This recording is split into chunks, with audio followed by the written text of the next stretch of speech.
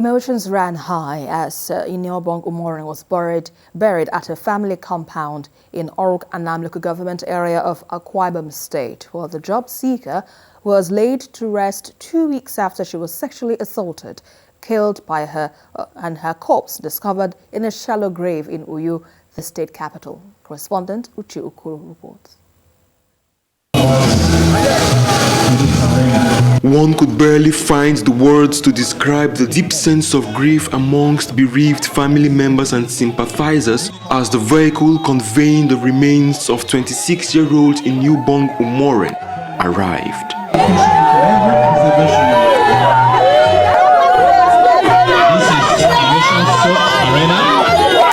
Tears flowed like never before in this peaceful community as they had never experienced death so tragic.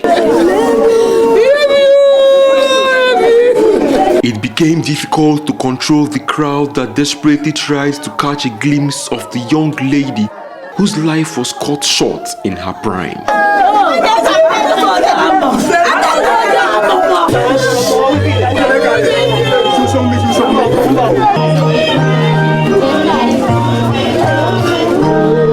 The death of Ini-Ubong brings back painful memories from 1997 when she, her two sisters and brother became orphans.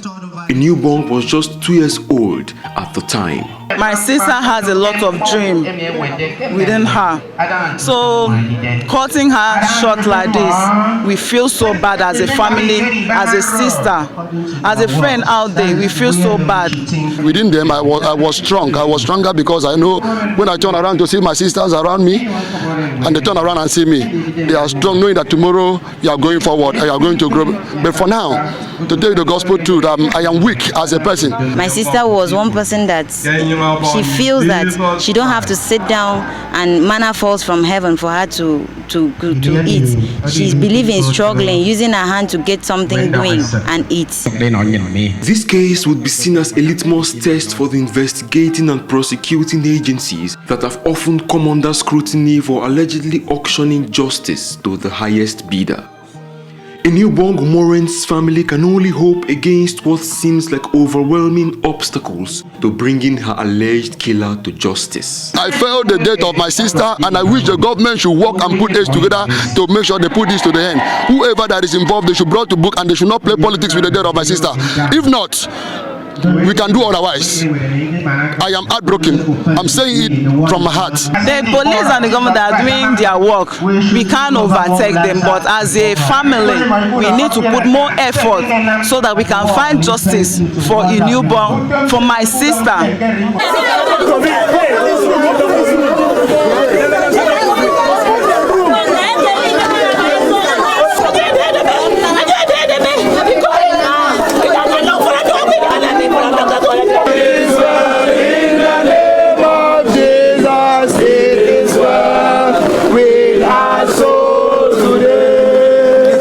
The rain's pouring down for hours now, as though washing off the tears of her family, her friends, Akwa state, and indeed the entire country, as Ini-Ubong is laid to rest. The reverberating call is one to the authorities to ensure that justice is not just done, but seen to have been done.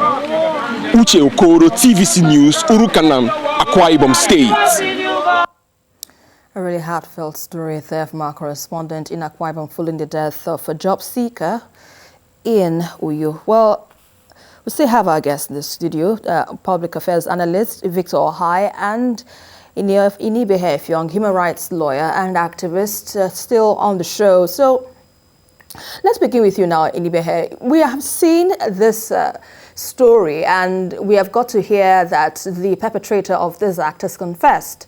But he seemed more like playing the victim's card, saying, we all know what he said, that it was more like a self-defense and there will be justice in the whole scenario. But what do you make of this incident where a young lady traveled all the way to Akwa Ibom in search of a job and she ended up being killed, and yet justice, it seems like we're not so sure if there'll be justice in this matter. Well, what do you make about this?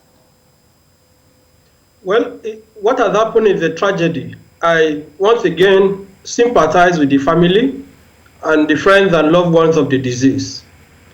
Unfortunately, there are so many issues that questions begging for answers.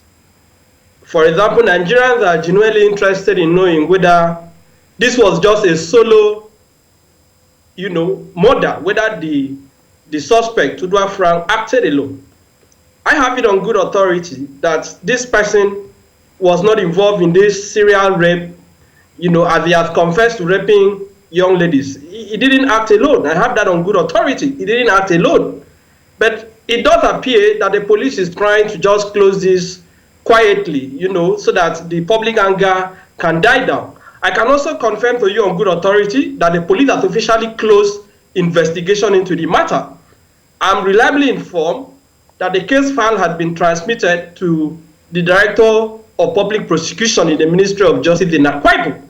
So while the public is still waiting for answers on so many things, except they come out to say what I'm saying is not accurate, I'm reliably informed that the police has concluded investigation, concluded in quote, without satisfactorily explaining to us whether indeed the things that have been shown in certain videos that we are seeing on social media are true or not. For example, how can a crime scene that in a case that has generated so much interest nationally and globally be allowed for people to walk in, and basically tamper with evidence? The Commissioner of Police says, oh, those things that we found would have possibly belonged to the family of the suspect, that there were no shadow graves. But should we take his word for it? Which forensic expert was sent to the scene? Those books that we saw in that house, in that place where the young lady was killed, some of them have names written on it. Have they come out to investigate whose names are written on those? The uniform that we found, how come those things are there? The police have not been able to explain these things. And as far as we are concerned, there appears to be a deliberate attempt to limit the scope of investigation towards a predetermined objective, namely that, oh, this was just an individual who acted alone, that there could have been nothing other than just a made case of murder, and for this individual to even have the audacity to say that, oh, he acted in self-defense. That is absolute nonsense. I know as a lawyer that cannot avail him in court. You cannot say that in court, because what was the young lady doing there? You said you wanted to offer me a job. There was never a vacancy anywhere. So ab initio, the criminal intent had been formed the moment it maliciously and fraudulently brought the young girl, deceived her into that place, raped her, and ended up killing her. So you cannot say in court that he acted in self-defense. Because if you say you acted in self-defense, that the young lady used stabilizer to hit your head, where is the injury in your head? Which hospital were you treated? Where is the blood that gushed out when you sustained the injury? Who did you call to help you? And you immediately buried her in a shadow grave. So what I am saying is this.